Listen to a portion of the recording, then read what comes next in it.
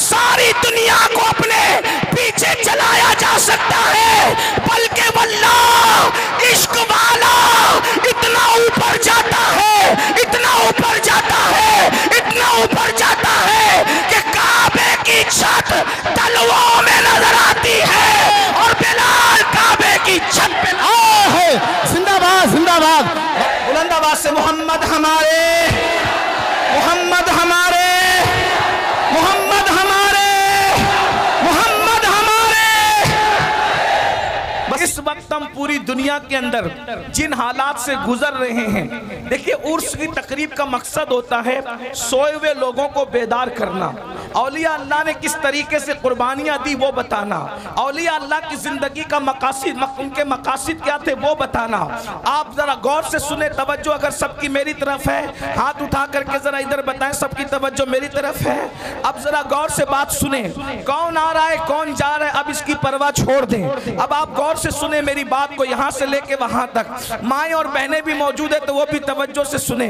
पूरे दुनिया के अंदर हम जिन हालात से इस वक्त तो दो चार है, दुश्मनान इस्लाम का सबसे बड़ा मंसूबा यह है कि हमारे नाम अब्दुल्ला रहे चलेगा, अब्दुल रहमान रहे चलेगा, अब्दुल मुस्तफ़ा रहे चलेगा, गुलाम मुस्तफ़ा रहे चलेगा, हबीबुर रहमान रहे चलेगा, अब्दुल रहमान रहे चलेगा।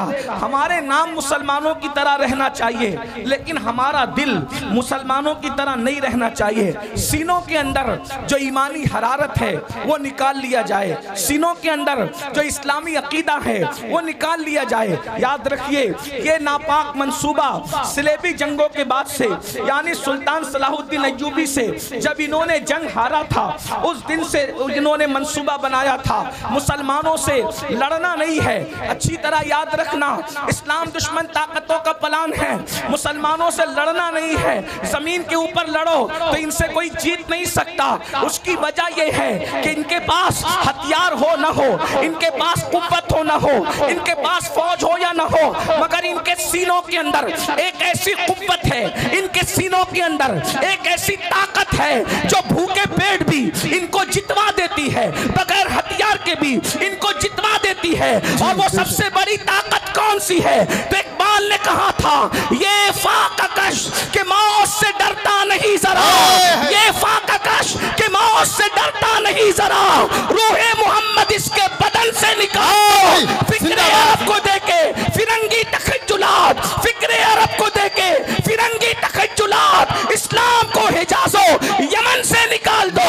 अगर इस्लाम को हिजाज और यमन से निकालना है तो इनके सीने से वो दर्द निकालो जो दर्द उवैस है, वो दर्द निकालो जो दर्द उवैस है, जो सोज़े बिलाल है, जो सोज़े सिद्दीक है, वो निकाल दो ताकि कौमे मुस्लिम मुसलमान न रह जाए। याद रखना, मुसलमान कब तक मुसलमान रहता है, मोमिन कब तक मोमिन रहता है, ईमान वाला कब तक ईमान वाला रहता है, जब तक उसके सीने में इश्क रसूल हो, उसके सीने में मोहब्बत रसूल हो। तो याद रखिए, इस्लाम दुश्मन ताकतों का प्लान, उनका मंसूबा, उनकी साजिश ये थी, 900 साल पहले ये मंसूबा बनाया गया था ताकि मुसलमानों के सीने से मोहब्बत रसूल निकाली जाए, इश्क रसूल निकाला जाए और उनके सीनों को इश्क रसूल से खाली कर दिया जाए, मोहब्बत रसूल से खाली कर दिया जाए मुसलमानों। लेकिन जैसे जैसे उन्होंने मेहनत की इश्क रसूल को निकालने की, मोहब्बत रसूल को निकालने की, अल्लाह अकबर, वैसे वैसे उनकी मेहनतें नाकाम होती गई। वो रसूलुल्लाह से दूर करने के लिए तरह तरह के मंसूबे बनाते रहे, तरह तरह की साजिशें करते रहे, लेकिन उनकी हर साजिश नाकाम होती रही। उसकी वजह यह थी कि जब भी वो साजिशें करते अल्लाह के रसूल से दूर करने के लिए, 900 साल पुरानी बात है, हमारे उलमा, हमारे मशाइख, हमारे मुकर्रिरीन जब देखते कि इस्लाम का दुश्मन जो है अल्लाह के नबी से दूर करने के लिए जो है वो माज़अल्लाह कोशिशें कर रहा है, काविशें कर रहा है, तो वो पूरी मेहनत, अल्लाह अकबर, सर से लेकर पैर तक के पूरी मेहनत झोंक देते ताकि लोगों के दिलों में मोहब्बत रसूल पैदा हो, इश्क रसूल पैदा हो, अज़मत रसूल पैदा हो। उसके लिए वो तकरीरें करते हैं, उसके लिए वो किताबें लिखते हैं, उसके लिए वो हुजूर की अज़मतों की महफिलें मुनक्किद करते हैं। लेकिन चलते चलते जब ये सिलसिला 15वीं सदी में दाखिल हुआ तो अब इस्लाम का दुश्मन जो है अपने मंसूबे में कामयाब होता नजर आ रहा है। किस तरह कामयाब होता नजर आ रहा है? पहले उसने ये किया कि रसूलुल्लाह से रोकने के लिए स्पीकर तैयार किए ताकि वो अलग अलग अंदाज से नबी की शान में तौहीन करे, नबी की शान में गुस्ताखी करे, हुजूर पर एतराज करे। लेकिन अल्लाह अकबर, जब वो कामयाब न हो सके तो उन्होंने क्या किया? फिल्में बनाई। और फिल्में इसलिए बनाई ताकि मुसलमान जितनी देर तक फिल्म देखेगा उतनी देर तक अपने नबी के जिक्र से दूर रहेगा। उन्होंने केबल इजाद किया। मुसलमान जितनी देर तक के केबलों में मसरूफ रहेगा उतना अपने नबी से दूर रहेगा। उन लोगों ने गाने, एक से खूबसूरत गाने इजाद किए कि जितनी देर तक मुसलमान गाने सुनता रहेगा, गाने गाता रहेगा, अपने आका के जुल्फ और रुखसार के तस्करे से दूर रहेगा। अल्लाह अकबर। उन्होंने हमारे दरमियान, अल्लाह अकबर, 15वीं सदी आते आते गंदी फिल्में इजाद कर दी। और ये तो इतनी खतरनाक है, इंटरनेट का ये जंगल इतना भयानक और खतरनाक है, इससे शायद ही कोई बच सकता है, बल्कि वही बच सकता है जिसको अल्लाह बचा ले।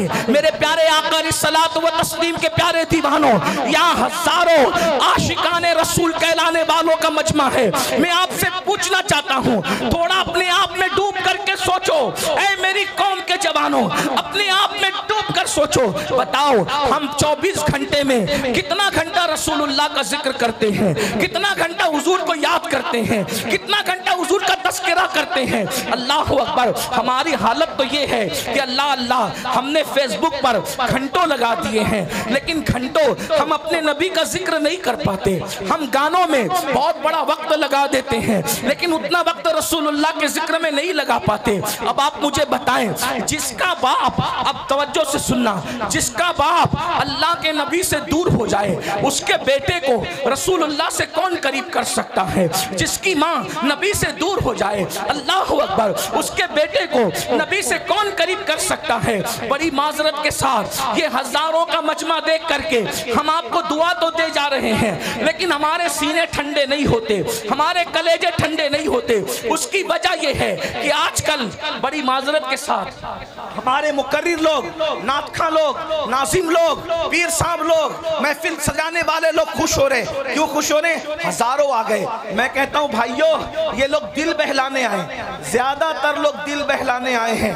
वजह, हाँ, कल तक के फिल्म देखकर दिल बहलाते थे, कहा चलो थोड़ा सा वक्त तो मौलाना लोगों से दिल बहला लेंगे, क्या बोलते हैं चलो देखते हैं। इसलिए कि अगर ये अमल के लिए आते, अगर ये अमल के लिए आते तो कौम में इनकलाब पैदा हो चुका होता। इसलिए कि रोजाना जलसे हो रहे हैं, रोजाना तकरीर हो रही है, मुकर्रिर लोग तकरीर करते करते बेचारे इंतकाल कर जा रहे हैं, लेकिन कौम है कि बदलने का नाम नहीं लेती। लेकिन मुझे उम्मीद है हम मायूस नहीं हैं, नहीं इकबाल मायूस अपनी किश्ते वीरा से, नहीं इकबाल मायूस अपनी किश्ते वीरा से, जरा नम हो तो ये मट्टी बड़ी जरखेज है साकी। मेरे भाइयों, अपने दिलों में मोहब्बत रसूल का चिराग जलाओ, अपने सीनों में इश्क रसूल की शम्मा जलाओ और अपने आप को आशिक रसूल बनाओ। उसकी वजह यह है कि जब तुम्हारे सीने में मोहब्बत रसूल होगी, इश्क रसूल होगा, इंशाअल्लाह दुनिया की कोई ताकत आपको ज़ेर नहीं कर सकती, दुनिया की कोई ताकत आपको रुस्वा नहीं कर सकती। कि आप नहीं देखते, अल्लाह अकबर, वो अरब के बोरिया नशीन जब तक उनके सीनों में इश्क रसूल नहीं था, तवज्जो फरमाए, अरब के वो बोरिया नशीन जब तक उनके सीनों में इश्क रसूल नहीं था, वो ऊंट और बकरियों के पीछे चला करते थे। लेकिन जब से मेरे नबी का इश्क सीने में पैदा हुआ, जमाना उनके पीछे चलता है, वो कौमों के आगे। जिंदाबाद, नारे तकबीर, नारे रिसालत, मसलके आला हजरत और से मुक़द्दस सादात इकराम हजरत अल्लामा सैयद अमीनुल कादरी साहब क़िबला, नारे हैदरी, हुजूर सैयद आसिफ मियां साहब क़िबला। वाह भाई, बहुत अच्छा भाई, जिंदाबाद, माशाअल्लाह। ऊंटों और बकरियों के पीछे चलने वाले जिन्होंने पूरी पूरी जिंदगियां ऊंट और बकरियों के पीछे चलते हुए गुजार दिया, जब नबी का इश्क सीने में आया तो पूरी दुनिया उनके पीछे पीछे चलती रही और वो जमाने के आगे आगे चलते रहे। अरब की तारीख ने बता दिया, अगर दुनिया को पीछे चलाना है तो आमिना के लाल की मोहब्बत में पैदा।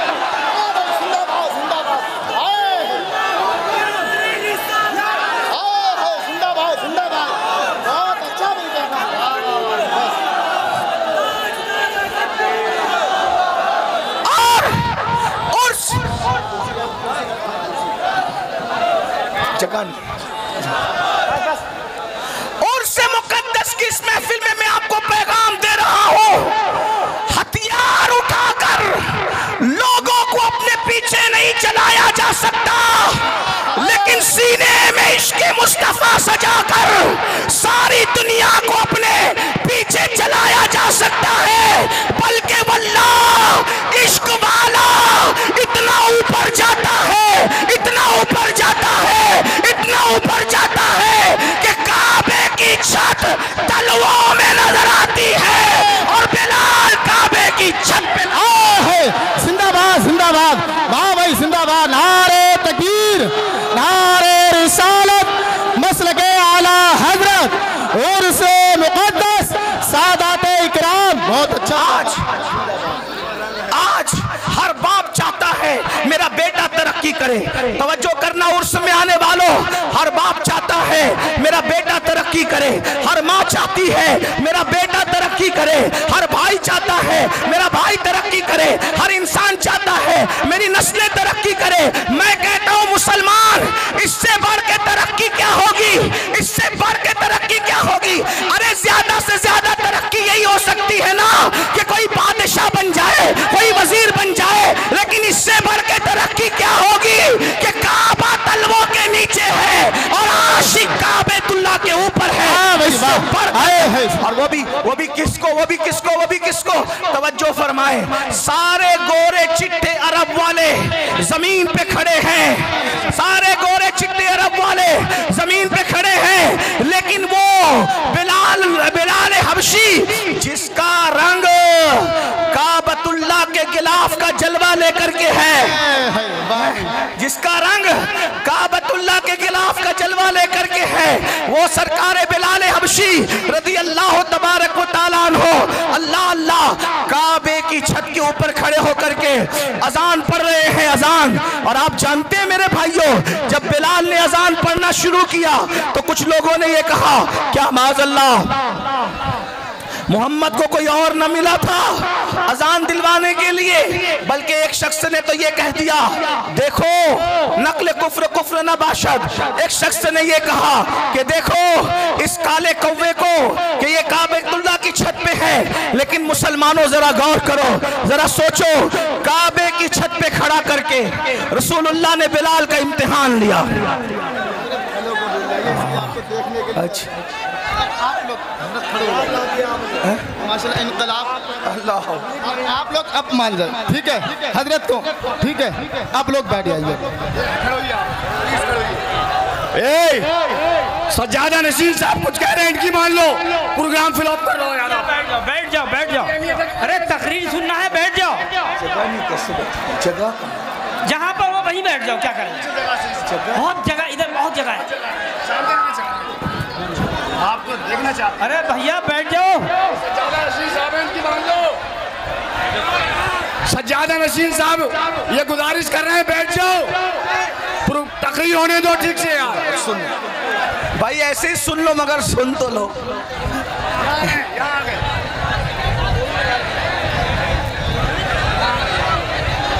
अच्छा ये बताएं बोलूं कि नहीं बोलूं? चुप रहो ना यार भाइयों, मैं मुनाजिर थोड़ी हूँ, नीचे ऊपर से बोला जाता है तो मुनाजरा होता है, मैं मुनाजरा करने नहीं, मैं बयान करने आया हूँ। अच्छा कितने लोग हुजूर की मोहब्बत में आए, जरा हाथ उठाएं। वो सब लोग मोबाइल जेब में रखें, सब मोबाइल जेब में रखें और अब सब मेरी गुफ्तगू सुने। पैगाम 2 मिनट में भी दिया जा सकता है और पैगाम के लिए 2 घंटे भी चाहिए, ठीक है। बिलाल को काबे की छत पे खड़ा करके आका इम्तिहान ले रहे हैं। बिलाल तू इतना कामयाब है, इतना काम, मक्के के बड़े बड़े सरदार नीचे खड़े हैं, तुझे वहां खड़ा किया, वहां खड़ा किया जहां किसी का तसव्वुर खड़ा नहीं हो सकता, जहां किसी का तखय्युल खड़ा नहीं हो सकता, लेकिन इम्तिहान क्या लिया? अब बिलाल को देखो, बिलाल को इम्तिहान। बिलाल अजान पढ़ो, अजान नंबर 1, सबसे ऊंची जगह काबा और सबसे बेहतरीन नगमा अजान, ठीक, सबसे बेहतरीन शहर में, सबसे बेहतरीन जगह पर, सबसे बेहतरीन नगमे के लिए बिलाल को कहा। अब बिलाल पूछने लगे कि या रसूल अल्लाह, अजान देने के लिए काबे की तरफ रुख का होना जरूरी है। अजान देने के लिए रुख कहाँ होना चाहिए? काबे की तरफ। मैं तो जंगों में अजान दी, काबे की तरफ रुख किया। मदीने शरीफ में अजान पड़ी, काबे की तरफ रुख किया। तिहामा की वादियों में अजान पड़ी, काबे की तरफ रुख किया। हर जगह अमन में, जंग में, जहां जहां अजान पड़ी, काबे की तरफ रुख किया। गरीब परवर बंदा नवाज, बुलंद करने वाले सरकार, आज आपने काबे की छत पे खड़ा किया, अब मैं रुख किधर करूं? मेरा रुख किधर होगा? हुजूर ने इम्तिहान लिया, तेरा दिल जिधर चाहे। बेनियाज रसूल ने, बेनियाज खुदा के बेनियाज महबूब ने, जो सिर्फ खुदा का नियाजमंद है, बाकी किसी का नियाजमंद नहीं। बिलाल, तेरा दिल जिधर चाहे उधर रुख कर ले, आज ते अजान पढ़ दे। बिलाल ने कहा, अब किधर क्या रुख करना, अब किधर और क्या रुख करो? इतनी तरक्की मिल गई है तो जिसके सदक़े में तरक्की मिली है, रुख तो उधर ही होगा, रुख तो उधर ही होगा। और बिलाल ने कहा, जब काबे के काबा ने मुझे काबे पे चढ़ा दिया और मेरी तरक्की का राज सिर्फ यही है जो काबे का काबा है, तो सबसे रुख फेर सकता हूँ, आमिना के लाल से रुख नहीं फेर सकता। वाह भाई, जिंदाबाद जिंदाबाद।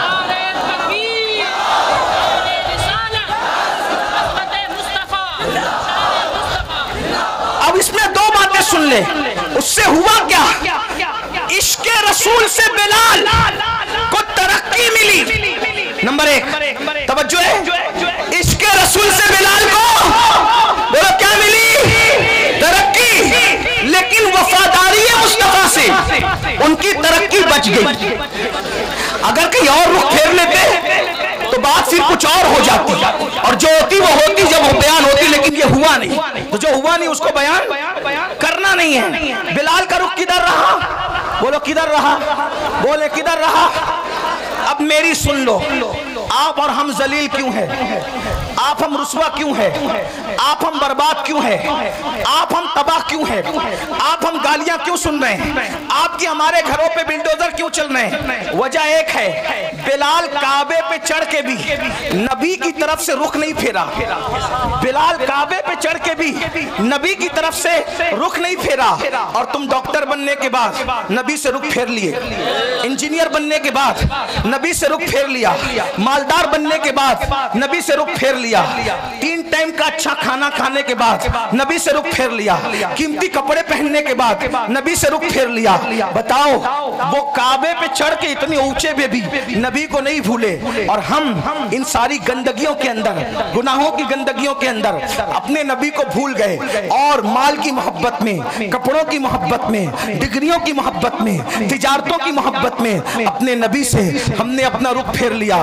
तो नबी से जो रुख फेरता है तो उसका क्या होता है? जिससे जो नबी से रुख फेर लेता है, खुदा की रहमतें उससे अपना मुंह फेर लिया करती है। अब पता चला मेरे आका सलाम के दीवानों, बिलाल तो काबे पे खड़े होकर भी नबी को भूलना नहीं चाहते, और हम नबी पाक को भूल गए। बताओ, हम नबी पाक को कहाँ याद करते हैं? हम गाने तो गाते हैं, नात नहीं पढ़ते, 3 घंटे की फिल्म तो देखते हैं, हुजूर की सीरत नहीं पढ़ते। मेरे भाइयों, हमारे नबी से बड़ा अजमत वाला कोई है? हमारे नबी से बड़ा बुजुर्ग कोई है? हमारे नबी से आला कोई है? हमारे नबी से अफजल कोई है? अल्लाह की मखलूक में भाइयों उन जैसा कोई है ही नहीं। अल्लाह की मखलूक में उन जैसा कोई है ही नहीं। आपको बताऊं, ये सारे नबी नबी होकर भी हमारे नबी के उम्मती है।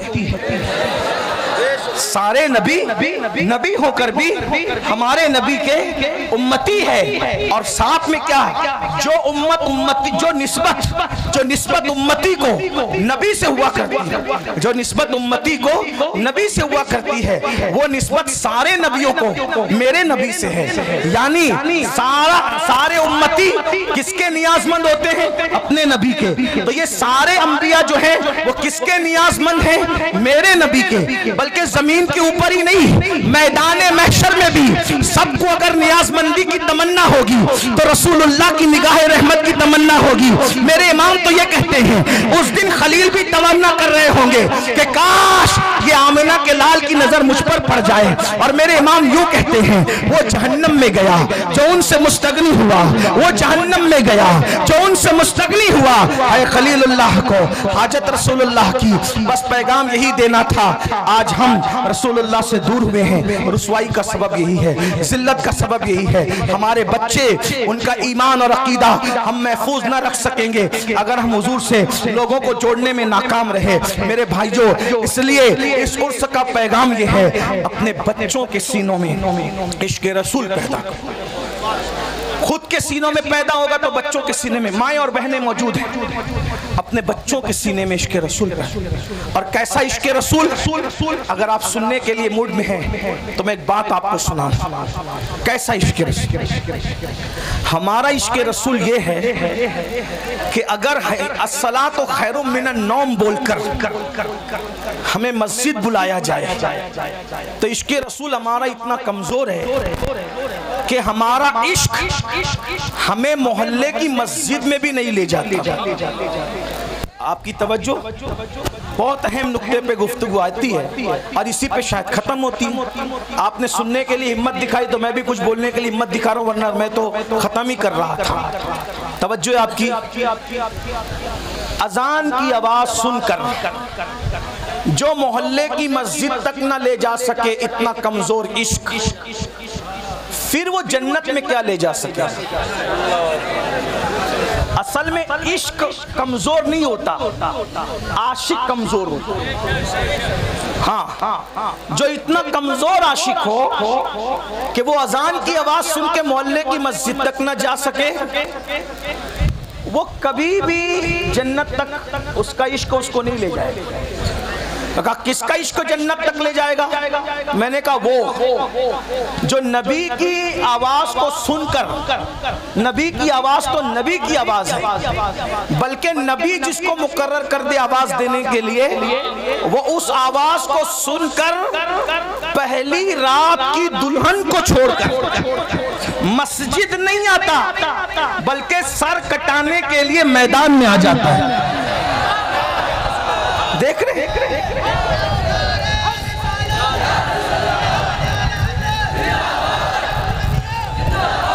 आज लोग इश्क के दुश्मन क्यों हैं? तवज्जो, लोग इश्क के दुश्मन क्यों हैं? जानते हैं जिस दिन तुम आशिक बनोगे कोई टिक नहीं सकेगा, क्योंकि औकात के बराबर में चिड़िए और कौवे उड़ ही नहीं सकते। औकात के बराबर में, औकात देखा है? शाहीन, बास, औकात के बराबर में चिड़िया और कौवे उड़ ही नहीं सकते क्योंकि वो बहुत ऊंचा उड़ता है। तो लोग चाहते हैं कि औकात न बनने पाए, इसी लोग इश्क के दुश्मन हैं। हर फिल्म का उन्वान इश्क, हर सीरियल का उन्वान इश्क, हर गाने का उन्वान इश्क। आपसे पूछता हूं, ये इश्क नहीं है, ये इश्क से हटाने का एक जाल है। जैसे अगर आपने कभी मछली का शिकार किया हो या चूहे को मारने के लिए पिंजरा रखा हो, तो मछेरे क्या करते हैं? हमारे यहाँ उसको सिद्दूड़ कहते हैं। सिद्दूड़, आपके यहाँ क्या कहते हैं नहीं पता। एक छोटा सा नहीं, एक कीड़ा होता है, बहुत बारीक सा पतला सा कीड़ा होता है, गेसा। गेसा कहते हैं हमारे, उनको सिदुड़ कहते हैं, वो मछली को बहुत पसंद है। तो क्या करते हैं पता है, मछली को पसंद है तो वो सिदुड़ लगाकर, गेसा लगाकर कि हम तुझे खिला रहे हैं, मगर वो खिलाते नहीं हैं, उसके पीछे एक नोकीला वो होता है? हाँ, वो आता है चारा खाने, मछलियां आती है चारा खाने, लेकिन उसके हलक में वो कांटा फंसता है और मछली से हमेशा के लिए दरिया छूट जाता है। यही है ना, बहुत कीमती बात है। जाय करना है, आप जाय करो टांडा वालों, आपकी मर्जी है। हम जैसे फकीर बहुत दिनों तक आपको इस तरह जगा न सकेंगे, इसलिए कि जिंदगी का भरोसा क्या है, कौन रहे कितने दिन। लेकिन याद रखना, हम रहे न रहे, हमारी ये सदाए बाज़गश्त तुम्हें कयामत तक बेचैन और मुस्तरिब करती रहेगी। तो तरीका क्या है, वो घेसा लगा करके कांटा चुबाया जाता है और हमेशा के लिए मछली से दरिया छुड़वा दिया जाता है। और बताओ, जब मछली दरिया से दूर हो जाती है, वो तो आई थी खाने के लिए, क्या जिंदा रह पाती है, क्या इज्जत से रह पाती है? अरे जब तक दरिया में थी, दरिया की रानी थी मछली, जब तक दरिया में थी, दरिया की रानी थी, दरिया उसकी मिल्कियत थी, वो दरिया काजिम सरमाया थी, उसका कोई कुछ बिगाड़ नहीं सकता था। लेकिन वो बुरा और घिसे का उसके लालच में आई, कांटा चुबा, अब तड़प रही है।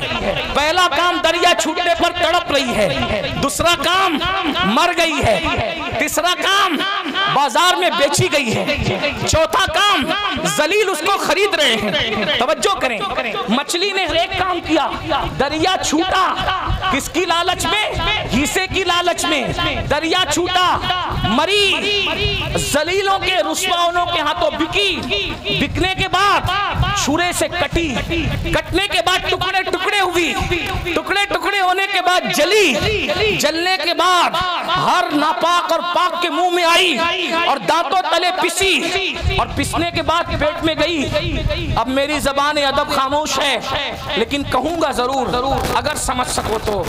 जब पेट में गई तो नापाकी बनी। ये मेरे दिल का दर्द है, कोई समझ सकता है तो समझ ले, इस पे बात पूरी कर दूंगा। तवज्जो, बहुत तवज्जो, बहुत तवज्जो।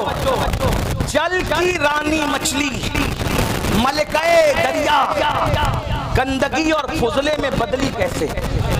कैसे बदली? उसके बुरे दिन कैसे आए अच्छे दिन की बजाय?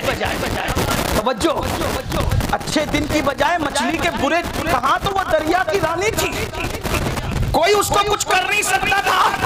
बोलो, काम किसने बिगाड़ा?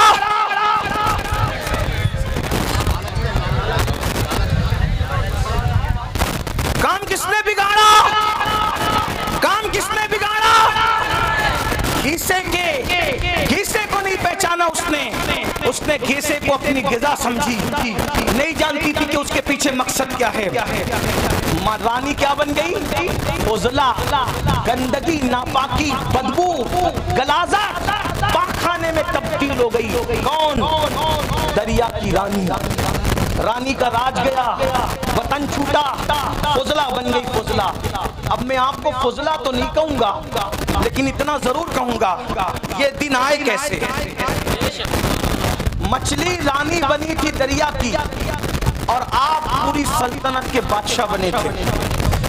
मछली दरिया से वफा कर रही थी जब तक दरिया में थी सब कुछ, और तुम इश्क मुस्तफा से वफा कर रहे थे तब तक सब कुछ थे।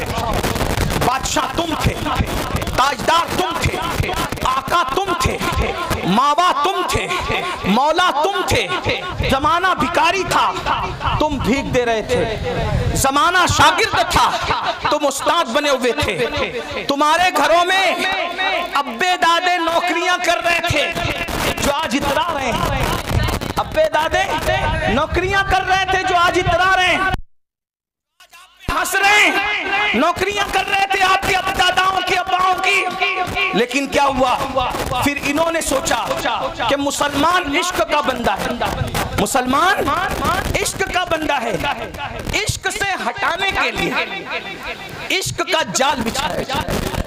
ठीक जैसे मछली को दरिया से निकालने का अगर डायरेक्ट नहीं। तो डायरेक्ट अगर ज़िना, पाप, जुआ और शराब का कांटा डालते कोई मुसलमान नहीं जाता। मुझे यकीन है मेरी कौम कितनी भी नीचे सतह पे चली जाए वो कभी नबी के गद्दार नहीं हो सकते। कोई मुसलमान नबी का गद्दार कभी नहीं हो सकता। लेकिन जैसे मछली को घीसे से फंसाया वैसे तुमको किससे फंसाया? इश्क के बंदे हो, इश्क सामने लाया, इश्क सामने लाया। लेकिन मुकाबले में नाम तो इश्क का था लेकिन वो इश्क न था। क्यों? इसलिए कि इश्क उसको कहते हैं। इश्क किसको कहते समझ ले। इश्क उसको कहते हैं जो गुमनाम को शोहरत अता करता है। इश्क उसको कहते हैं जो बदनाम को नेकनाम बनाता है।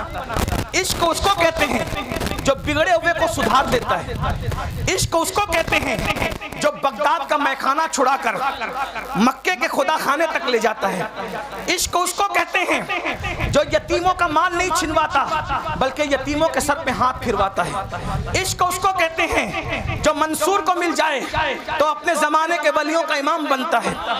अगर साबिर को मिल जाए वो अपना जनाजा खुद पढ़ाता है। अगर बाकी बिल्ला को मिल जाए तो वो नान भाइयों को भी बाकी बिल्लाइयत का मजहर बनाता नजर आता है।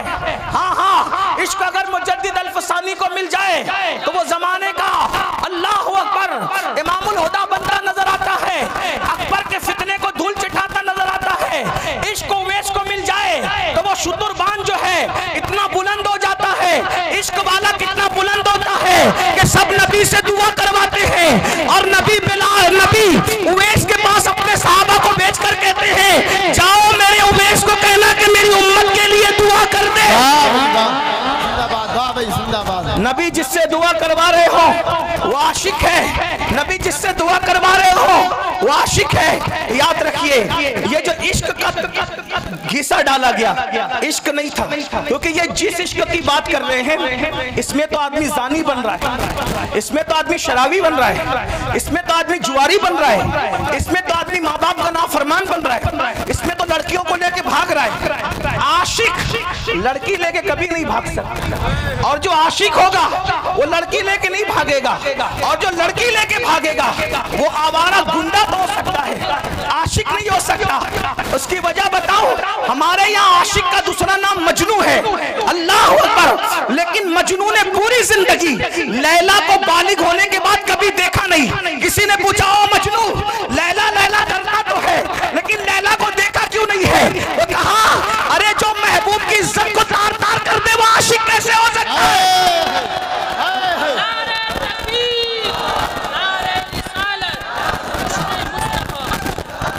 मैं तो नजर के डर से देखी न आंख भर मैं तो नजर तो ये इश्क के नाम पे गुंडागर्दी फैलाई जा रही है, इश्क के नाम पे ज़िना फैलाया जा रहा है, इश्क के नाम पे दहशतगर्दी फैलाई जा रही है, इश्क के नाम पे चोरी डकैती गाली माँ बाप की नाफरमानी लड़कियों की आबरू पे हमला। मैं हिंदुस्तान में अपने शरीफ लीडरों से गुजारिश करना चाहता हूं कि आप कहते हो बेटी बचाओ बेटी पढ़ाओ। मैंने कहा जिस दिन पिक्चर के हीरो फिल्म में लड़कियां लेकर के भागना बंद कर देंगे उस दिन कभी भी किसी की बेटी का रेप और वो भी गैंग रेप कभी नहीं हो सकता, क्योंकि रेप हमारे लड़के वहीं से सीख रहे हैं। मैं सिर्फ मुसलमानों को अपील नहीं कर रहा हूँ, हिंदू मेरे भाई जो हमारे मुल्क की जो वो अक्सरियत है वो भी इस एतबार से हमारे हैं कि वो बिरादरान वतन है। हमें जहाँ अपने बच्चों का ख्याल है हमें उनका भी ख्याल है। क्यों? इसलिए कि पड़ोस अगर नशे में होगा तो एक दीवार फलांग करके नशा हमारे घर में भी आ सकता है। ठीक है, इसलिए हम भारत को नशा मुक्त भी करना चाहते हैं और भारत को ज़िना मुक्त भी करना चाहते हैं और नशा मुक्त और ज़िना मुक्त करने के लिए पिक्चर में जो ज़िना दिखाया जा रहा है उसका खात्मा किया जाए। शराब जो दिखाया जा रहा है कि एक हीरो, आप ही लोगों से सुनते हैं, आप ही आके सुनाते हैं, एक हीरो मोहब्बत में नाकाम होता है, फिर वो सोचता है करूं क्या, दोस्तों के पास बैठता है, बैठ के कहता है यार बता करूं क्या, वो कहता है छोड़ यार, जब सबने गद्दारी की तो हमें नशे से मोहब्बत करना चाहिए। फिर वो नशेड़ी बन जाता है, नशा करने लगता है, नशा करते करते फिर वो चोर भी हो जाता है, वो कातिल भी हो जाता है, माँ का मर्डर करता है, दोस्तों का मर्डर करता है। ये कहां से सीख रहे हैं बच्चे, ये बच्चे कहां से सीख रहे हैं? एक बात मैं बताऊं, ये तुम्हारा फिल्मों का इश्क है। अब जरा तवज्जो से सुन ले, ये तुम्हारा फिल्मों का इश्क है जो अच्छे बच्चों को नशेड़ी बना रहा है। मैं अपने बच्चों से कहता हूं, ओ मेरी कौम के भोले भाले बच्चों, तुम इश्क उससे करते ही क्यों हो जो गद्दारी करे? इश्क उससे करते ही क्यों हो जो गद्दारी करे? जो गद्दार हो वो महबूब नहीं हो सकता, और जो महबूब हो वो गद्दार नहीं हो सकता। इसीलिए हम शफकत सब पे करते हैं, ताल्लुकात सबसे रखते हैं, दोस्ती सबसे करते हैं, लेकिन महबूब हमने सिर्फ एक ही को बना रखा है, एक ही को, और वो सिर्फ वफादार नहीं है बल्कि वो तो जाने वफा है, वो तो शाने वफा है। हमारा महबूब ऐसा जाने वफा है कि जहां बाप नहीं आएगा, बाप साथ छोड़ के भाग जाएगा, उस कब्र के अंदर हमारा महबूब तशरीफ लाए। जिंदाबाद, नारे तकबीर, नारे रिसालत, मसलके आला हजरत अज़मत मुस्तफा हजरत अल्लामा सैयद अमीरुल कादरी साहब किबला सादात इकराम। बहुत अच्छा पैगाम हजरत। बाप कब्र में नहीं आएगा, ना मेरा ना तुम्हारा। और यहाँ बड़े सच्चे सच्चे पीर लोग बैठे हैं, इसलिए इनकी हिम्मत से मैं सच्ची बात कर दूं, आजकल के दौर का पीर भी आपकी कब्र में नहीं आएगा, लेकिन रसूलुल्लाह आएंगे। हाँ, पीरों को दिल दो, जान दो, सब दो, लेकिन सबसे ज्यादा प्यार किससे करो? लेकिन सुन्नियों तुम कमजोर हो रहे हो। मुझे जिसको जितनी गालियां देना है कंट्राक्ट ले ले गाली देने का, लेकिन मैं गाली प्रूफ आदमी हूँ, इल्जाम प्रूफ आदमी हूँ। वाटर प्रूफ देखा है? मैं गाली प्रूफ हूँ। वाटर जैसे वाटर प्रूफ पर पानी असर नहीं करता, मेरी सेहत पे गालियां असर नहीं करती, क्योंकि मैं इमाम हसन वाला हूँ। मिंबर पे गाली दी जाती थी तो कहते थे अगर तू कह रहा है सच तो अल्लाह मुझे सुधार दे, और तू गलत करे और यकीनन करे तो अल्लाह तुझे सुधार दी जा। मैं हसनी हूँ इसलिए गाली मुझे, लेकिन एक बात जरूर कह जाऊंगा, सुन्नियों कमजोर पड़ रहे हो तुम, कहीं ना कहीं इजहारे मोहब्बत में अपने नबी से ज्यादा अपने पीर को अहमियत दे रहे हो। माफ कर। हाँ, ये शायर लोग, मुझे शिकायत है आप लोग, ये शायर लोग जब नबी की नात पढ़ते हैं ना, तुम ऐसे चुप बैठते हो जैसे तुम्हें सांप सूंघ गया, लेकिन जब तुम्हारे पीरों का नाम आता है तो तुम नोटे उड़ाते हो। ये मैंने रोज देखना है और रोज देखता हूँ, रोज सुनता हूँ। होता है शबो रोज तमाशा मेरे आगे, दिल जलता है। अब आपसे पूछता हूँ, आप सुन रहे हैं, और ये सच्चे पीर लोग, ये सैयद, ये उलमा, ये सलीम मियाँ जैसे सैयद, आसिफ मियाँ जैसे सैयद, अदनान मियाँ जैसे, ये मुजफ्फर मियाँ जैसे, और ये नायबीन रसूल अल्लामा जाहिद जैसे, और इन सब के नाम मुझे नहीं पता, हजरत अल्लामा मुफ्ती राशिद मरकजी जैसे, और भी लोग, सबके नाम नहीं पता। सब मेरे सर के ताज, मुझसे बड़े हैं इल्म में और अमल में। उम्र में कोई छोटा हो सकता है लेकिन इल्म में, लेकिन देखता हूँ कि पैसा लुटाते हो। कब नबी का नाम आया नहीं, पीर का नाम आया, तो शायर क्या करता है पता है? जहां से उड़ता है ना, फिर नबी पर एक एक शेर पड़ा, और जिसके नाम पर छपे हुए गांधी आने लगे तो उसको वो बार बार दोहरा रहा है, मटक मटक के दोहरा रहा है। क्यों? क्योंकि उसको चाहिए। सब शायर की बात नहीं करता। आज भी कुछ लोग हजरत हसन के नक्शे कदम पर है, उनकी जूतियां मेरे सरों पर, वो मेरे आका नेमत है, लेकिन ये माहौल कौन बना रहा है? तुम। नमक किसका खा रहे हो? नमक किसका खा रहे हो? नमक हलाली तो करो। अल्लाह मिला उनकी वजह से, कुरान मिला उनकी वजह से, दीन मिला उनकी वजह से, ये रोटी के टुकड़े भी उन्हीं के सदके में मिल रहे हैं। मेरे इमाम ने हमें मसलक दिया है, मैं फिक्रे रज़ा का गुलाम हूँ, बंदे फिक्रे रज़ा हूँ। मेरे इमाम कहते हैं खल्क के हाकिम हो तुम, रिस्क के कासिम हो तुम, जो मिला तुमसे मिला, तुम पे करोड़ों जिंदाबाद। नारे तकबीर, नारे रिसालत, मसलके आला हजरत, नारे हैदरी। सुन लो और दिल के कानों से सुन लो, सुन लो और दिल के कानों से सुन लो। लेने की बात आए तो नबी का दर, लेने की बात आए तो नबी का दर, और किसी का जिक्र करने की बात आए तो गैबन शाह, लक्कड़ शाह, पक्कड़ शाह, क्या क्या शाह ले आते हो। सबके जिक्र करो, मुझे एतराज नहीं है। दुनिया में एहतराम के काबिल है जितने लोग, मैं सबको मानता हूँ, मुनकिर सबको मानता हूँ, मैं सबको मानता हूँ, मगर मुस्तफा के बाद क्यों उन्हें जाना, उन्हें माना, न रखा गैर से काम, लिल्लाहिल हम्द, मैं दुनिया से मुसलमान। वाह भाई, जिंदाबाद। लब्बैक या रसूल अल्लाह, लब्बैक, लब्बैक, लब्बैक। अब सुनो, मेरी बात सुनो, अब सुनो। अगर नारा लगाना है ना, जब हुजूर की अजमत का ऐलान हो तो एक नारा लगा दो, सब नारे सिमट आएंगे। वो है कौन सा? मोहम्मद हमारे, बुलंद आवाज से मोहम्मद हमारे, मोहम्मद हमारे, मोहम्मद हमारे, मोहम्मद हमारे। बस एक नारा लगा दो, सब नारे सिमट आएंगे। तवज्जो, लेने की बात आए आमिना का लाल, और जिक्र की बात आए दूसरे लोग। अपने अब्बा को लेके बैठते थे, इतनी लंबी लंबी फिरते, मेरे अब्बा ऐसे, मेरे दादा ऐसे, मेरे परदादा ऐसे। नहीं, कोई अब्बा का जिक्र नहीं होगा। आज के बाद हम कोई अब्बा दादा की तारीफ नहीं करेंगे, हम जिक्र करेंगे तो सिर्फ जिक्र मुस्तफा के। हाँ, बवक्त जरूरत तारुफ की जरूरत पड़ जाए तो अलग बात है, बिल्कुल भूलना भी नहीं है, लेकिन जिक्र रसूल में फना हो जाओ।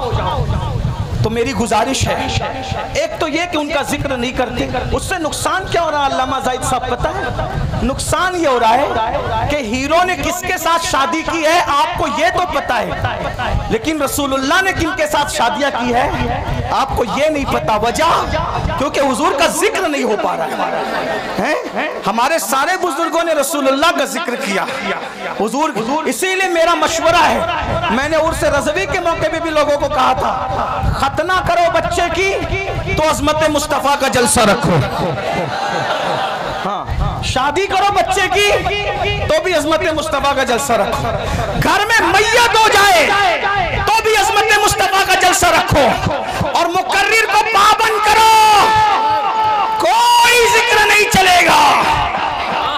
अज़मत रसूल की महफिल में सिर्फ तुझे अज़मत रसूल बयान करनी, शान रिसालत बयान करनी होगी। हाँ, बस फिर देखो, बच्चा डूब जाए इश्क़ रसूल में ना तो फिर कहना। साहबा ने यही कहा।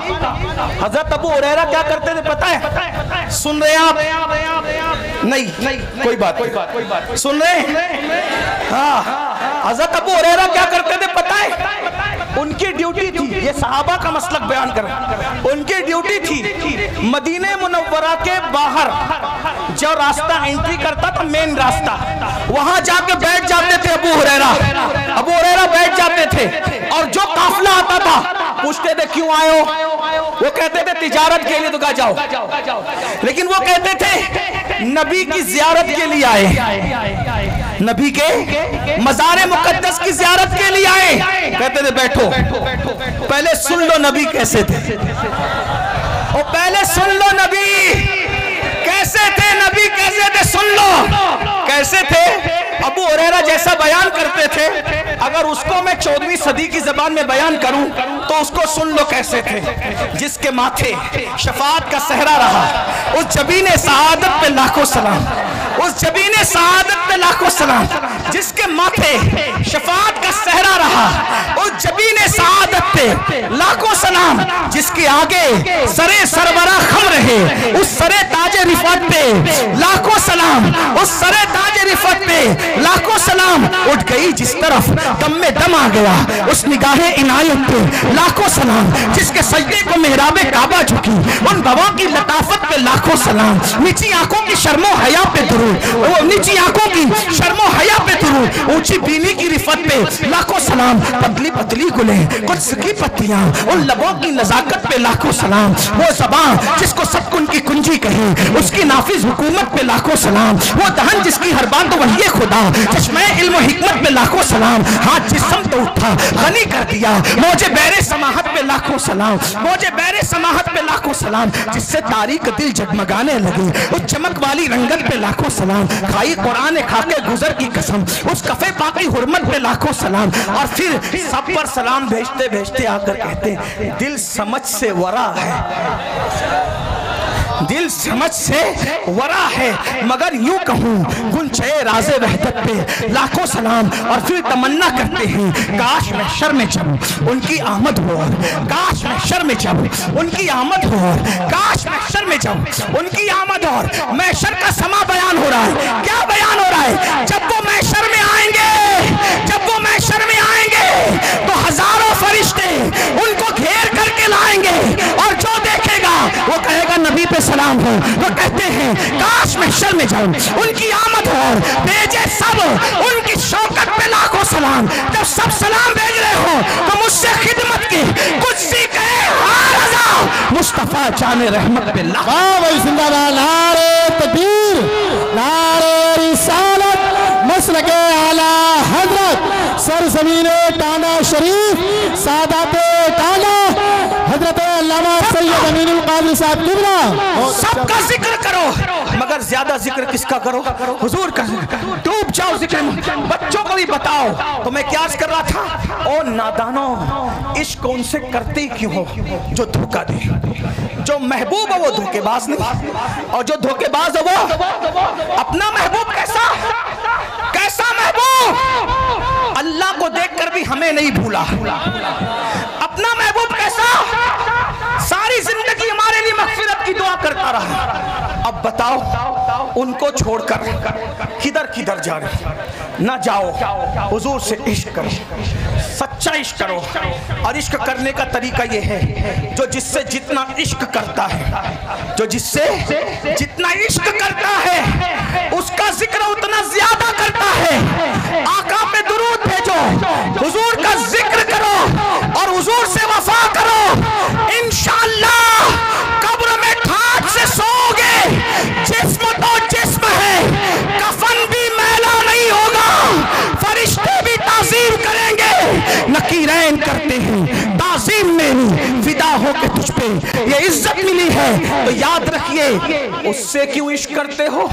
जो गद्दार, उससे इश्क करो जो जाने वफा है। गालिब ने किसी से इश्क किया, फिर गालिब को किसी ने धोखा दिया, तो गालिब ने कहा दिल ही तो है ना संगे खश्त, दर्द से भरना आए क्यों, रोएंगे हम हजार बार, कोई हमें हंसाए क्यों। और एक मकाम पे कहा था जिसको हो जानो दिल अजीज उसकी गली में जाए क्यों। गालिब कह रहा है कि मेरा धोखेबाज महबूब इतना बदमाश है कि मैं अब उसकी गली में कभी नहीं जाऊंगा। लेकिन अहमद रजा ने जिससे दिल लगाया और ऐसी वफा मिली कि अहमद रजा ने ये नहीं कहा कि जिसको जानो दिल अजीज उसकी गली में जाने की बात नहीं, कि गली छोड़ो नहीं, कहते हैं फिर के गली तबाह तो करे सबकी खाए क्यों। दिल को जो अक्ल दे खुदा तेरी गली से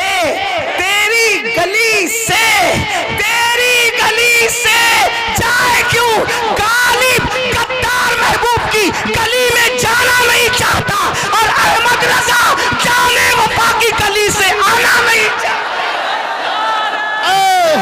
जिंदाबाद, बड़ी शान शान वाले, बड़ी शान वाले, बड़ी शान वाले या रसूल अल्लाह। तवज्जो तवज्जो, और बात आ गई सुन लो, क्योंकि गालिब का महबूब मरने के बाद भी जनाजे में नहीं आएगा।